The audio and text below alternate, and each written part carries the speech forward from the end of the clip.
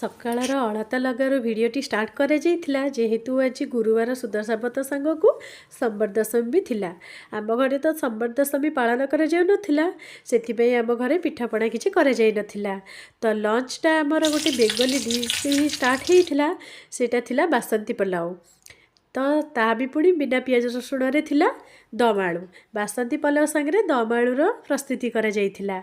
ତ ବହୁତ ଜଲ୍ଦି ଆମର ଲଞ୍ଚ ହେଇଯାଇଥିଲା 10 ମିନିଟ୍ରେ।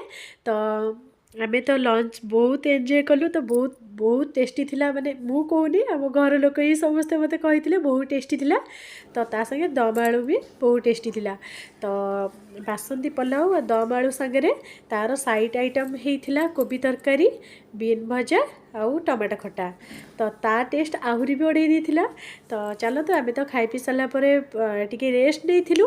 ତାପରେ ଯେହେତୁ ଆମକୁ ଟିକେ ଥଣ୍ଡା ହେଇଯାଇଥିଲା, ସେଥିପାଇଁ ସନ୍ଧ୍ୟାରେ ଗୋଟେ କପ୍ ଚା ସାଙ୍ଗକୁ କର୍ଣ୍ଣଫ୍ଲେକ୍ସ ଖିଆଯାଇଥିଲା। ତ ଚାଲନ୍ତୁ ସାଙ୍ଗମାନେ, ଯଦି ମୋର ଭିଡ଼ିଓ ଆପଣମାନଙ୍କୁ ଭଲ ଲାଗୁଥିବ ନିହାତି ଲାଇକ୍ କରିଦେବେ। ରହୁଛି, ନମସ୍କାର, ଜୟ ଜଗନ୍ନାଥ।